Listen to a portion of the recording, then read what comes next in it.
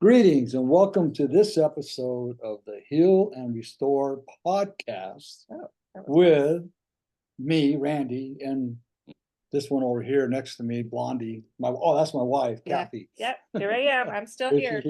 So it's the month of June. Yep.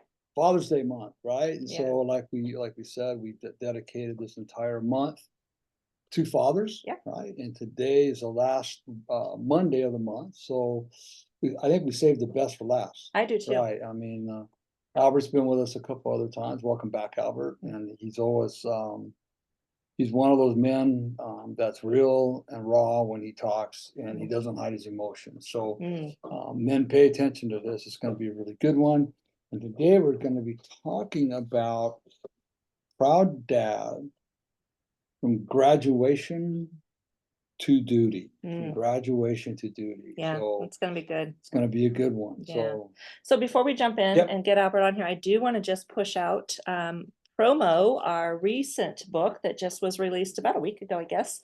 Renewing Bonds. It's 7 Steps to Restoring a Relationship. You can find that on Amazon, both in Kindle and in paperback. So go to Amazon, and it's called Renewing Bonds, 7 Steps to Restoring a Relationship. Yep. And these little books are very easy reads, but they have helpful tools and things that will guide you into creating a healthier marriage, healthier relationships all the way around. Right. So we're happy about that. Yeah.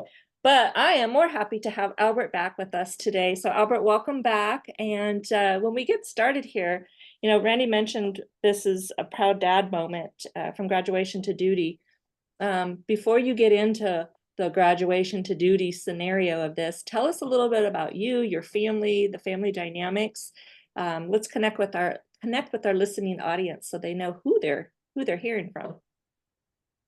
Yeah, no, thank you for having me on, and I just want to honor you guys and say that you guys have a real duty. You speak about duty in this title, but really there's a duty and there's a gift in your guys' life, and what you guys do for God's kingdom, and so I'm just very thankful just to be a part of it. So I just want to say thank you, because I wouldn't be where I'm at. My marriage wouldn't be where I'm at if it wasn't for you guys. So thank you guys so much for having me. Thank you. Thank you. Yeah, so you know, my story, I'm 39 years old, so I'm about to be 40 next year. I just turned 39, so I can hold on to this year as long as possible. But you know what? I joke around, and I was telling people when I turned 39, I said, I'm gonna enter 40-year healthier and better looking with more wisdom than I was at 20 years old. And so that I'm actually looking forward to, because 39 feels good, so I know 40 is going to feel even better. Yeah. And so real quick, just about me, me and my wife were married in 2020. We had a COVID wedding, which I connect with people, believe it or not. Like, I'm finding out there was a lot of COVID weddings, which is really cool, because you meet people and it's like, oh man, like I had a COVID wedding, and I'm like, dude, I had a COVID wedding too. And then you get to interact, and it's so cool. And they're talking about like how small it was. I said, well, I bet it wasn't as small as ours, because all we did was go to our pastor's backyard, and it was us 4 in the back, and that was it. Yeah. And our parents had to zoom in to watch it. So, you know, me and my beautiful wife, Lauren, we were married in 2020. I have 2 kids previously from my ex-wife, and Lauren already had 1 as well. And so when we got married, we automatically became a family of 5 very quickly. And now we have 2 little ones of our own. And so our kids range from 18 to 1.5. And so it's been good, though. It's been really good. God has really gifted me with a beautiful wife, a great wife, an understanding wife, and I wouldn't be where I'm at today either if it wasn't for her. So, yeah, I'll have to agree. Amen. Yeah. Absolutely. So today we're going to talk about something that, you know, and I'll speak on the mom side. You know, moms go through a lot of stuff with their children. Not that dads don't go through it, but I think we as moms, we talk about it a little more openly. Albert's an exception. Albert talks about a lot of things openly, and that's why we love him, and why we felt that this was the perfect opportunity to have him. But a lot of men in general, they kind of hold back those emotions. They kind of either stuff them away, or they just flat out ignore them altogether. They become real stoic. And, Yeah, yeah, it's a pride then. yeah. So, but today Albert's not like that. Albert's going to share with us a little bit about what he is going through. And as we mentioned at the beginning, this is Proud Dad from Graduation to Duty. And really, this focus is going to be around Albert's oldest, who is 18. And you can probably guess from Graduation to Duty that there's a reason for this title. So, Albert, tell us a little bit about the experiences you've had over these last, well, probably close to a year, when Jeremiah first said, "I'm going in to the Marines." Yeah, so our oldest, Jeremiah, he's been in ROTC all of his 3 to 4 years of high school. Hmm. I come from a very heavy military background with my family, with my parents being in it. I got uncles, my grandparents, and our family just has a very heavy military background. And so with Jeremiah being with ROTC, like I never actually, like I thought it was just an elective for him, but he was actually serious about it. And so at La Quinta High School, he was doing ROTC for the Air Force. And so we always thought that he was going to join the Air Force. And it wasn't until summer of last year where he actually opened up and said that he did not want to join the Air Force, that he actually wanted to join the Marines. And it was a shocker for me because I said, hey, Air Force would be a great branch for you to go to, and I think it would fit you very well. And you think of Marines, and as you should, they're the few and the proud, right? And so when he said that, I said, okay, well, there's a couple things here that I need to wrap my head around. Is one, like, you're going into the Marines, and I want to try to be as supportive as I can be as a parent. And I want to make sure that after military that you are set up for success to enter the civilian world. And so between me and his mother, we decided to get very involved. And we found out that the only way that we can get involved and the only way we can assure a good spot for him inside as far as a job or a career is, as far as a career and a job in the military, is that we need to sign him up a year ahead of time.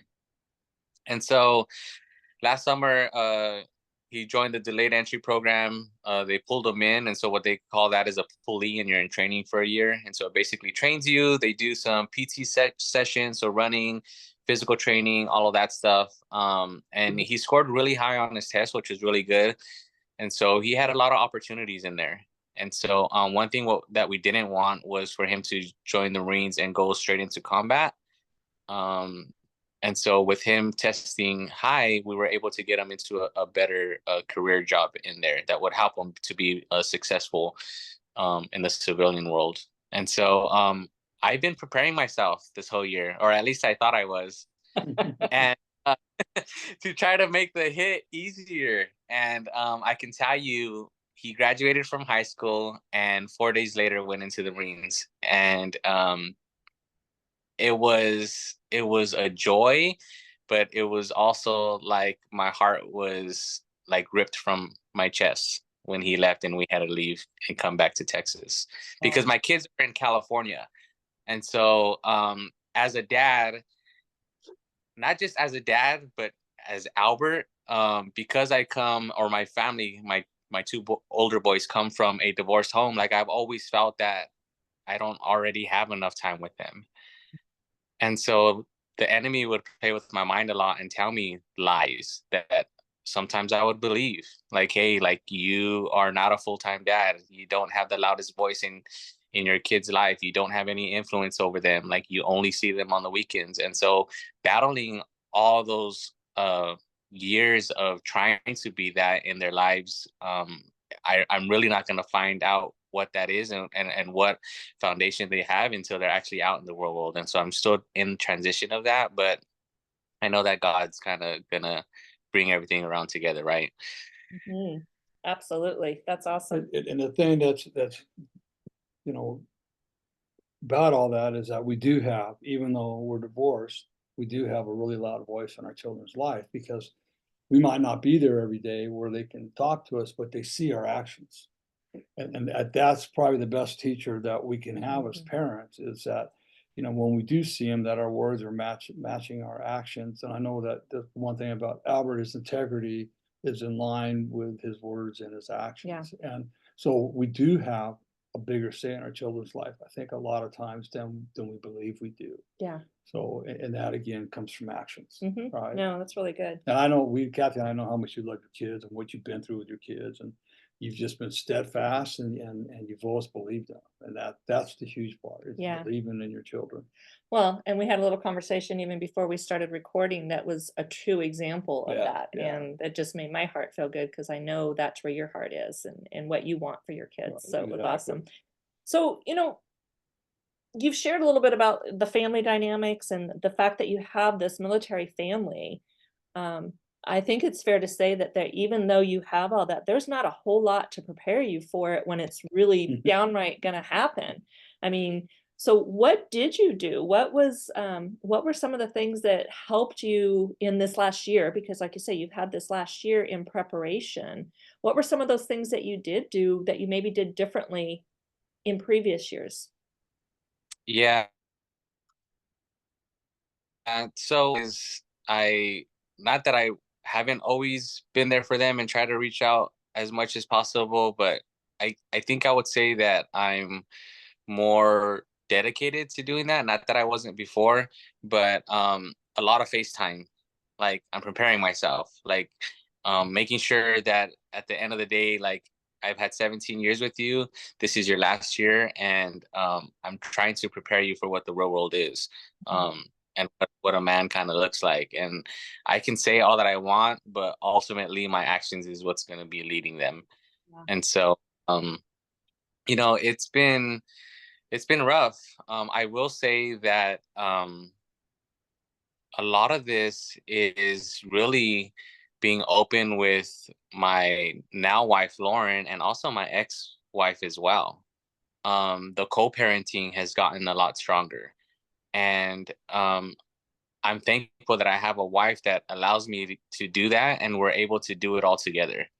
And I think really what that narrows down to is just having that support. There's a mutual love and respect and honoration that we have for each other, but also for the children that we're raising, because it's not just me and her, it's me, her, and Lauren, and me, her, and her husband, you know, and all his little brothers that he has along with him, and the family that we have. And so really being intentional of having that support system. That's really good. And I love the fact that you said that, you know, you and your ex-wife, the dynamics of that have changed as well as a result. I think one of the things that I experienced as a mom, and I may have shared this with you. If I haven't, I'm doing it now. But the beauty in all this is that, you know, we're raising our kids and we're, you know, bringing them up, and then all of a sudden they become adults, and the dynamic of the relationship changes. And I used to think I have no idea what this is going to look like. But, you know, it's such a beautiful relationship. And I don't know if you've gotten to a point where you've been able to experience that. If not, you will. But the dynamic of having adult children all of a sudden, even though they're still our little kids, the conversations are different. The connections, the touches, the appreciation. There's just so many things. Have you had any opportunity, or have you seen that happening already with Jeremiah just in the short time? Yeah, no, absolutely. I've actually, ever since the boys turned teenagers, something that I've just kind of either heard subconsciously that maybe it got instilled into my mind or not, but I've always tried to be friends with my kids. Mhm. Still have that disciplinary authority as a father, but because of Christ and recovery, like I've learned that my life is an open book, and if I live that way, it's stress free, it's worry free, and it creates freedom in my life. And so when I was going through all those healing processes, my kids were there alongside with me through all of that. And so it's been really good for at least the three oldest to see that transformation in me, and also me being able to be open with them, and it allows them to come and talk to me and create a safe space where sometimes they might not go to mom, but they can come to dad because I create that safe space. And so we're able to have discussions, like real life discussions that, you know, we can have, and like what we're having now, but I'm able to have that with 12, 13, 14, 15-year olds. Yeah. Where, you know, a lot of times I think that these teenagers are either scared or don't know how to open up or don't know who to open up to. And I've always tried to create an environment like that and an atmosphere like that for my children. Yeah, that's really good. You know, when you talk about, you know, our children become adults, right? And it was 4 years ago, Kathy and I and Garrett and Naomi and their two kids, we came up here to Williams to the Grand Canyon for a week. And then Garrett and I spent the second week, we were up there deer hunting for 3 or 4 days. And I remember coming back one night, we were sitting out in the driveway talking to everybody. And in my head, it came this, because Garrett, you know, Garrett and I are pretty tight. And I can remember hearing this voice, and it's like, Randy, it's time to let him go. I mean, you know, Garrett was 30-something, or 32, 33 years old, right? But because he, you know, he was my son, I was hanging on to him like as though he was still, you know, under my wing, which he is. But I can remember that I had to let him go. Wow. You've done your job. You've raised him good. He's doing really good in life. You know, you're just going to be there for him as a father, right? So it was like that revelation came to me, and it's just like, okay, I just gotta let him go. It's hard, right? Because it's like, you know, you want to be close to your kids, but that'll make us closer in the long run, Right. Because I'm not interfering with his life. Yeah. And then the other thing I think is important too, like what Jeremiah was saying, he made this decision on his own. Yeah. To go. You didn't push him into it. He didn't decide to do it because you and his mom were battling all the time. He didn't do it for some this was a decision that he made 4 years ago, that he wanted to go into the military. And I think that's another huge bonus that, you know, these fathers need to learn, is that let your children figure out life on their own and be there, like as Albert is saying, support them, figure out how you can support them. What's that look like? It might not be the military. It could be, you know, we want our kids to go to college. Well, yeah, don't we all? But anymore, we all know what college is just it's a money hole. But what if your kid wants to just, Dad, Mom and Dad, I don't want to go to college right now. I just want to take a couple years. I want to travel the world, right? And we told all of our kids that. Take off. See you later. Bye. Yeah. If you want to go travel, go travel. We're not going to tell you how to live your life as adults now. Yeah. Right? Yeah. It's important that we don't always have to agree with what our children or the decisions they're making, but we have to support them. Yeah. Yeah. And Right. not what you're doing. Yeah. Yeah. So, you know, this last year it was somewhat a preparation, and now graduation comes, and you said 4 days later he's gone. Where were you in 4 days after graduation? Because I know you guys were there for graduation, you flew home, and then poof, Jeremiah's not there no more. He's on his own. What does that feel like to you? I think my first, anything with me that is first that has to let go, there's a process that I do. And so one of the things is like I have these one-on-one sessions with God. Like he's the first person that I go to. And I remember after he graduated, it was Tuesday morning where we had to kind of see him leave the recruiting station in Palm Desert, California. And so when I woke up, I stayed in bed, and I wrote in my prayer journal. And that's something, if anybody listening right now has ever heard any of my podcasts, like that's something that I love to do, is I journal. And so I have this prayer journal. And in that moment, it was almost like I'm writing a letter to God, and it's almost like Pastor Randy, that encounter that you had. I had to write like, God, I did everything that I can in these past 18 years. And I know that even though I see Jeremiah as my son, he was yours first. And so I was just privileged to steward him, but now I'm giving him back to you. And I need you to take care of him. And so I kind of just let it all out in my journal. And I was able to spend just the last couple hours with him. And I was trying to keep it all together. And I think I did really good. And being able to express that and kind of leave it all on paper and write it all down really helped me a lot. And knowing that if God had did it for me and so many others that I know, like he's gonna do it for him too. He's gonna take care of him. And so I tried not to worry about it. Yeah, that's so good. That's good. That's so really good. And yeah. one thing I know about you too is that you have always, as long as I've known you, you've always had a community of men that surround you.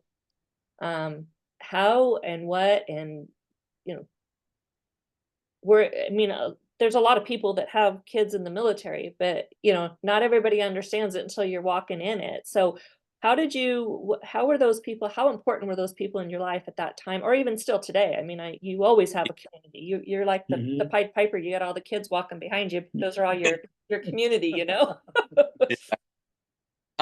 What's really helping me right now is I'm actually reaching out to people in this season right now, as far as me being a dad to somebody who is currently going through boot camp, to people that I normally wouldn't. And the reason that is because I I'm reaching out. I can think of two specifically people right now that are at my church that we're great friends. We serve together, but our conversations are a little bit more now. And the reason I came to them was because they were in the military. One was in the Air Force, and the two others were in the Marines. And something that may or may not surprise you guys is that one is my age, one is a couple years younger, and one just got out of the military 2 years ago. He's 25 years old, Mm, and I get to see the two older ones as dad and what that looks like as somebody who has now been out of the military and get their experience of what military was. And then I get somebody just fresh off coming out of that, and to see where his life is at, and I'm able to see hope for my child. And interacting with them, getting to know a little bit more, helps me feel like I'm involved, like I'm learning stuff that I may have never known before, because my parents or my grandparents never talked to me about, and so I get to understand like the dynamics of what it looks like to be in boot camp, and how you feel when you get out, and the accomplishment that it brings. And more, it's a mental game, and this is what it's designed to do. And so like I get all, they're feeding me all of this stuff, and so I'm just soaking it in like a sponge, and it's like I'm reading a live book. And it's coming from these guys that are in right now this season that I'm going to, and are supporting me through this. And it really helps that I have that, but I wouldn't be able to get that if I would have just shut down and stayed quiet and just, Right. you know, retract and just stay in my room all day. Like I need to be out there, and I need to talk about what I'm going through, and the things that I may be feeling. And even if it's uncomfortable, and maybe even if it's with people that I don't necessarily talk to, but I know that not only is that helping me, but I'm also, through my vulnerability, helping these men as well to see that it's okay to go through something. And then there's an honoration that comes, an admiration that comes to that, because it's like, man, like I've never seen this side of Albert, let alone seen this side of a man before. And so it's really cool to see that yeah, and experience it. Yeah. And that last thing you said, Albert, is really important because, we're men, don't you know? We're supposed to be strong and stoic, and none of this gets to us. It's just be proud your son's going into the military to serve our country. So no feelings, no yeah, emotions. We're not supposed to have Yeah. it. The society tells us, right? But the Yeah. reality is that we're all made in the image of God, mhm, all of us. And that means women and men, but women are allowed to have their emotions and feelings, right? But Yeah. why not, And so Yeah. I'd say they've never seen this side of a man. That I will say this is what a true man does. breaking barriers. Breaking Yeah, barriers. That's so that's good. what a true man is. He's gonna show his emotions. He's gonna talk about his feelings with somebody that's safe naturally. But Yeah.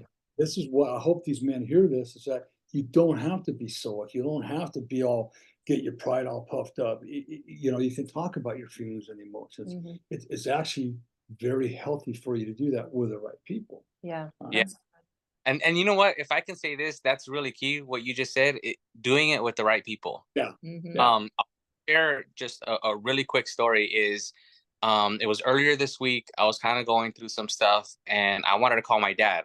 So in this moment, it's not Albert, the 39-year-old, it's Albert, a little kid needing his father, right? So I make a phone call and I say, hey, Dad, I'm kind of going through it right now. This is what I'm feeling because Jeremiah is gone. And my dad comes from that generation, right? And so he doesn't know what it looks like to be vulnerable and open. And so he's trying his best and he's giving me some encouragement and letting me know that, hey, you need to be proud of your son and this and that, which was all great. And he didn't give me anything that I can't take away. But in that moment, that's not what I needed. I needed a perspective and I needed to go somebody. And I had an expectation that he was going to give that to me and he did it. And so what I did was when I hung out with him, I called my mom. And I could have called anybody else, but for some reason I called my mom. And I called my mom and I let her know everything. And it was cool because we were able to break down together because one, my brother, who's next in line after me, was in the military. And my mom had actually opened up and said, hey, I want to let you know that what you're feeling is okay. And I want to tell you that there was a moment that I was scared when your brother went in. And I'll even tell you this, that I was mad at God because I was praying those 3 months in boot camp that when he graduated, I did not want him to leave and go to war. And this was the early 2000s. And the first thing that happens is he got sent to war and he went to Afghanistan. And then after that, he went to Iraq a couple years later. And she was very open and vulnerable and said, I was mad at God. Like I even though I have faith, I was mad. And I want to let you know that it's okay because you can release that on God. He can handle it. And it just reminded me of all the discussions and work that we've put in with you guys and I've put in with you guys to where it's like, man, like there actually are people out there that are healthy. And so going to the right person is very important and not shutting down after you go to one person and maybe you don't receive what you think you're going to receive. Continue to reach in your pocket, look in your phone and see that there's other people there that can be there for you. Oh, that's really good. You know, it reminds me too, Albert, of a story that I remember when Garrett was playing ball and he was playing in a semi-pro wood bat league in Wyoming. And so I think the first year, second year, whatever it was, I remember I drove back there with him, right? I went back there with him and I flew home. And I was sharing this with somebody, he was a business associate that I thought I could trust. And telling him, he goes, why'd you drive back there with him? You know, he's 18 years old. He can handle it. I go, you know what? He's my son, right? And I just wanted to drive back there with him and make sure he was safe. And his response was, for Christ's sake, Randy, he goes, I was 17 fighting a war in Vietnam. Your son can't drive across America and be safe. It's like, that's the mentality of a lot of people, right? I mean, yeah, 17 at that time, but that doesn't discount my feelings. My son, I know he was driving across America, but it allowed me time to spend with my son. Right. So, you know, like I say, you got to talk to the right people, you know, or else you're going to get, you know, your experience you had and that little experience that I had. So it happens, right? We just got to be cautious. Yeah, that's good. And then the kind of the final thing here is, you know, you have such a huge servant's heart. What have you done? I mean, besides church, I mean, I'm glad to hear that this makes my heart happy that you've reached out to other men who have served far back as well as current. What else have you been able to do, or is there anything different you've done, I should say, because you you keep yourself busy, that is helping you in this process of I would say growing with Jeremiah in the season he's in as well. Yeah, that's actually key right there is finding a way that you can grow with your child. Um, because then what happens is you feel this detachment and then you feel like there's nothing that you can do about it because they're gone and you're gone and that's just life. And it's like, well, there's actually something that you can do. And so, you know, one of the things that my dad was always good at was supporting me through some stuff. And so he always went to my baseball games, my football games. He was always there. He may not have always expressed his feelings, but he always told me he was proud of me and he was there. So there was support. for who I was, who I wanted to be, and what my dreams and aspirations were. And so I've been doing that with Jeremiah, especially this past year, but even more so. Right now, what I'm doing is I joined, and I didn't even know that they had this, but I joined almost every Facebook Marine Corps page that there was. And there's actually communities and pages out there for family members and parents that have children that are currently going through boot camp. Mm. And it's been it's been really cool to like just be through that, because and join something like that, because you guys are all going through the same thing, and so everybody knows what you're going through. There's a community there, which is something that we need.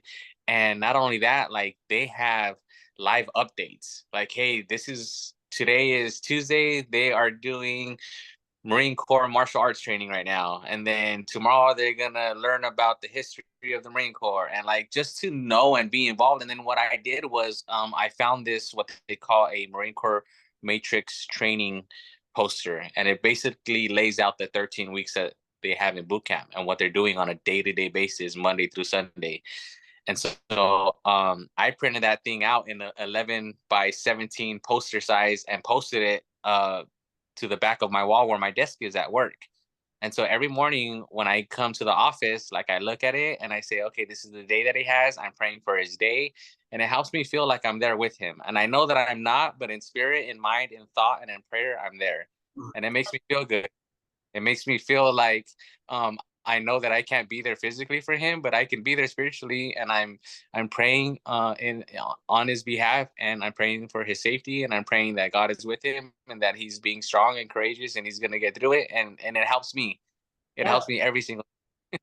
I love that. That's Love awesome. that. That's It really almost it reminds me of not on the same level of comparison, but No. the year that Randy rode his bike across America, we had a Yeah. map and we had it up there, and I let the grandkids put a star every time he got to one of those cities. So you do, it helps you feel connected to Yes. the adventure, or whether it's an adventure or not for Jeremiah right now, I don't know, but to what they're experiencing. And so I can see where that would be very, very helpful. Yeah. And like you say, it lays everything out for you. So that's awesome. I love that.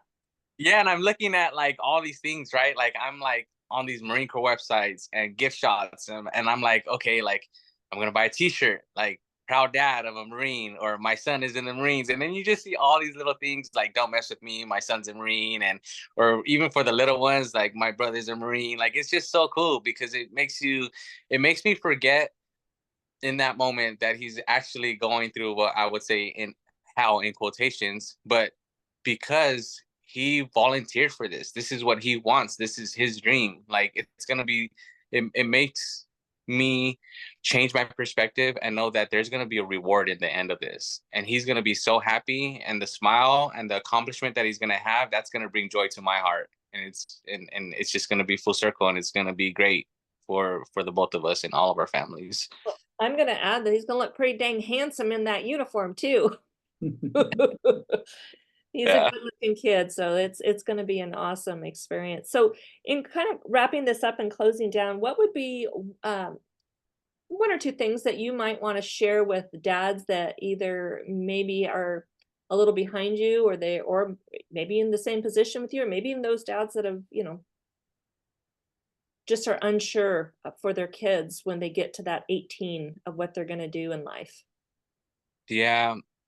The biggest thing is for me is something like what Randy experienced, is that I heard God's voice. And um, what we need to acknowledge as parents is that although they're our kids, like, they're actually his first. Yeah. And so it changed my perspective on things. And just like everything else in life, like, we are by grace able to steward the things that God gives us. And he's the God that gives, and he's the God that takes away. But we need to do what we can, while we're here on this side of heaven, to steward the things that he gives us. And our children are no different. And so I've learned that through this process, now that my children are getting older, and I have 5, so it's going to rip my heart every single time. But I'm learning through my first one right now, is that, like, my job is done. And now I'm going to be able to see my fruit through Jeremiah, the foundation that we laid through him, and knowing that I wasn't able to do this by myself. I've had a great support system along the way, and then I've had God along the way. And so I had to realize that, like, hey, I'm letting him go, but I'm not letting him go just to the Marines or to the world. Like, I'm giving him back to his Heavenly Father, and he's going to take care of him more than I ever could. That's so good. I love that. That's really So, good. yeah, he's not mine ultimately, and that's what's really helping me, is understanding. It's the kind of when parenting can be a little difficult. Yeah. I mean, it's like, that's a surrendering again. We have to surrender it all, right? We can't just surrender bits and pieces of it. It's like, okay, God, you gave him to me to steward for 18 years, and I feel like job now he's back in your hands. I'll never quit being his father. I'm always going to be his father, but he's the ultimate father, and he's in your hands at this point in time. So that's beautiful. That's the key to it all right there. Yeah. Yeesh. Thank you, Albert, for doing this.